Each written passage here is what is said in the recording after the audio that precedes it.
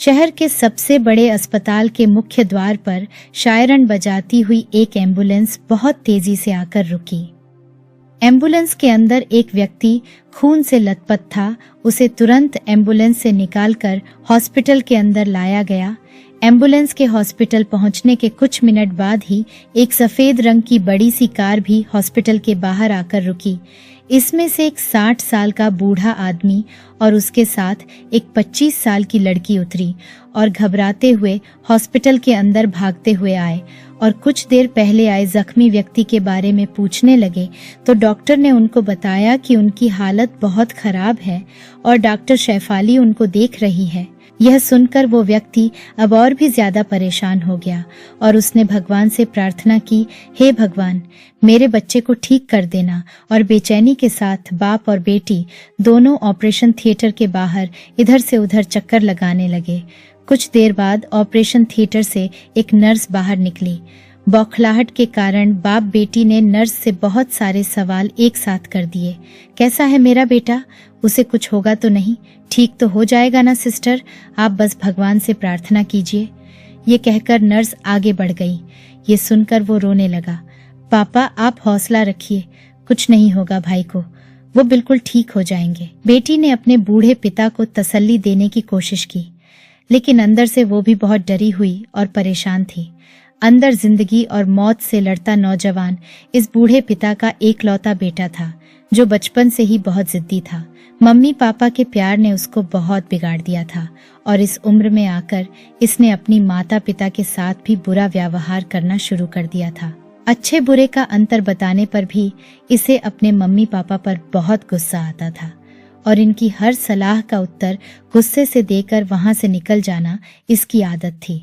बेटे का ऐसा व्यवहार उसकी माँ को बर्दाश्त न हुआ और ज्यादा सोचने के कारण उनकी दिमाग की नस फट गई और वो चल बसी। लेकिन माँ के जाने से भी इस पर कोई फर्क न पड़ा और ये अपने बिगड़े दोस्तों के साथ पूरा दिन आवारा फिरता रहता था। और आज इसने लड़की के मामले में किसी से लड़ाई की थी। उन्होंने इन पर गोलियां चला दी, जिसमें 2 गोली इसको आ लगी और इसके बाकी दोस्त वहां से भाग गए और किसी और ने एम्बुलेंस को फोन करके इसको हॉस्पिटल पहुंचाया था। कुछ देर बाद ऑपरेशन थिएटर का गेट खुला तो दोनों बेटी और पिता डॉक्टर की ओर भागे।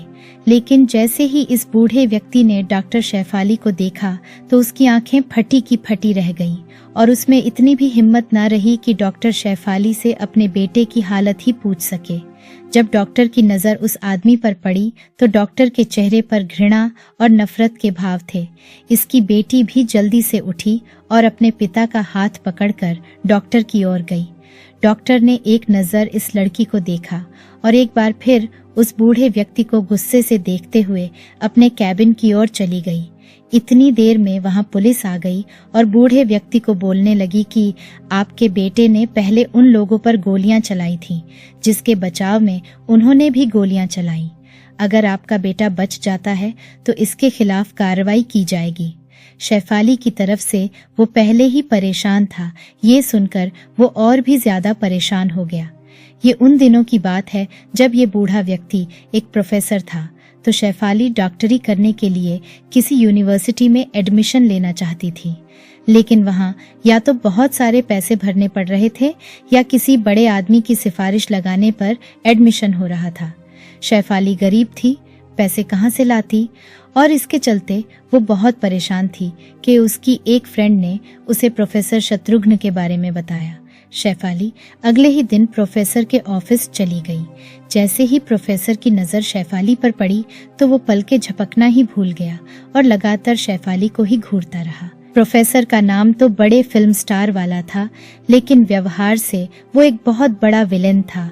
शैफाली समझ गई कि प्रोफेसर अच्छा व्यक्ति नहीं था। शैफाली ने प्रोफेसर को अपनी सारी बात बताई और उससे हेल्प करने को बोलने लगी। प्रोफेसर तो एक नंबर का लालची और कमीना व्यक्ति था। उसने शैफाली को ऊपर से नीचे तक देखा और बोला, हर चीज की एक कीमत होती है। शैफाली सब कुछ समझ चुकी थी, पर फिर भी अनजान बनते हुए बोली, कीमत? कैसी कीमत? प्रोफेसर साहब, मैं बहुत गरीब हूँ, मेरे पास पैसा नहीं है। प्रोफेसर बोला, मैं पैसों की बात नहीं कर रहा हूँ, तुम्हें मेरे पास एक रात के लिए रहना होगा। ये सुनकर शैफाली गुस्से से आग बबूला हो गई और कुर्सी से उठकर जाने लगी तो प्रोफेसर बोला, अगर तुम्हारा काम ना हुआ तो मेरे पास दोबारा भी आ सकती हो और कीमत सिर्फ यही होगी। शैफाली वहां से भाग आई और अपने घर आकर अपनी गरीबी और प्रोफेसर की बातों को सोच सोचकर बहुत रोई।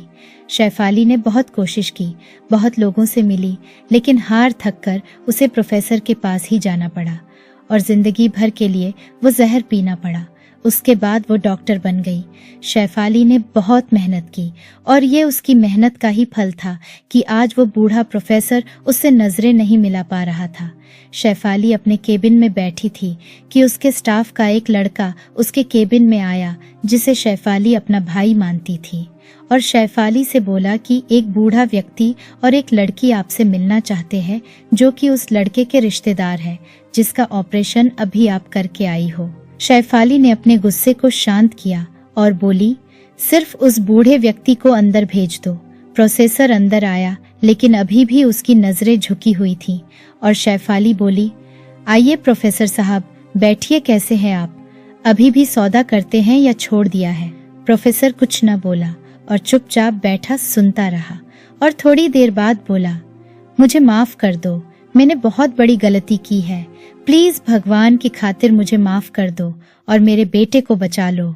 ये सुनकर शैफाली चिल्लाकर बोली, मैंने भी तो उस दिन ऐसे ही तुमसे अपने एडमिशन की भीख मांगी थी, लेकिन तुम्हें सौदा करना था। बहुत अच्छा लगता है ना तुम्हें सौदा करना। पता नहीं कितनी लड़कियों की जिंदगी बर्बाद की होगी तुमने। चलो एक सौदा आज मैं तुमसे करती हूँ। थोड़ी देर बाद तुम्हारे बेटे का एक और ऑपरेशन मुझे करना है। अगर तुम्हें उसकी जान बचानी है तो अपनी बेटी को मेरे भाई के साथ एक रात के लिए भेज दो और तुम्हारे पास ज्यादा सोचने का भी वक्त नहीं है क्योंकि तुम्हारा जवान बेटा मौत से लड़ रहा है। प्रोफेसर सर झुकाए चुप बैठा रहा। शैफाली ने अपने भाई और उस लड़की को बुला लिया और प्रोफेसर को एक बार फिर कहा, तुम्हारे पास बिल्कुल भी वक्त नहीं है।